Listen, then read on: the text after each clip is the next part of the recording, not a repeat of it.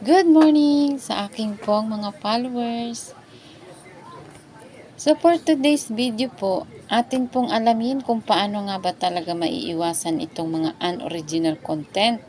So isa sa experience ko po ay yung aking pong video ng tatay ko na nasa Boracay. So dahil nga ito ay merong violation, alam nyo ba ang ginamit ko lang naman na sound doon ay tawa effect. So, napakaiksing segundo lang ang ginamit ko as in. So, nagkaroon na ako. Yun lang po ang first violation ko talaga sa aking pong mga video. Dahil nga po yun ay 5 minutes. So, pinutol-putol ko lang naman yung tawa niya at yung ganon. So, nung mabuo yun, ang total niya is nasa 21 seconds.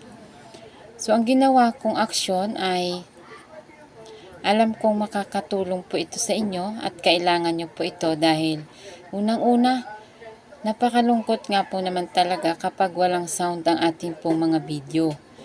So, ayun. At meron tayong solusyon dyan. So, i-install lang natin itong My Instance na apps sa ating pong mga cellphone. So, mamaya ipapakita natin kung paano. At etong sound na ito ay kalimitan natin ginagamit sa may mga moment na tawa, ganon, or iba-ibang experience na ating mga video. Halimbawa po nito. Ayan. At saka po ito, sample. Sa kalimitang ginagamit na ating pong mga nagre-reels. So, ayan po. I-try natin i-install itong My Instance. At yan po ay napakaganda. At gamitin natin ito. At siguradong wala naman po. Simulat sa poll ay wala naman po akong na violate. Ayan. Kalimitan po ito ay sound lahat ang gamit. Lahat po ng sound na gusto ninyo ay nandito na. So, itry natin ito. Napakaganda. Talagang, hindi ko po sure ha. Kasi, mula nga po nung ginamit namin ito ay wala po talagang violation. So, isa rin po sa nagpatunay nga po sa ating pong content creator. Wala nga po itong violation na ginamit niya. So, ayan. Itry din po natin. So, choice nyo po ito kung gusto nyong i-install. So, let's go. I-try natin. Sundan natin ang ating pong video ito. So, let's try. Ganito lang po siya. So, sa ating cellphone, punta tayo sa ating Google. I-type natin itong My Instance.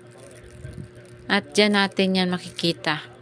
So, ayan. Once na nakita na natin, i-install natin itong My Instance na apps.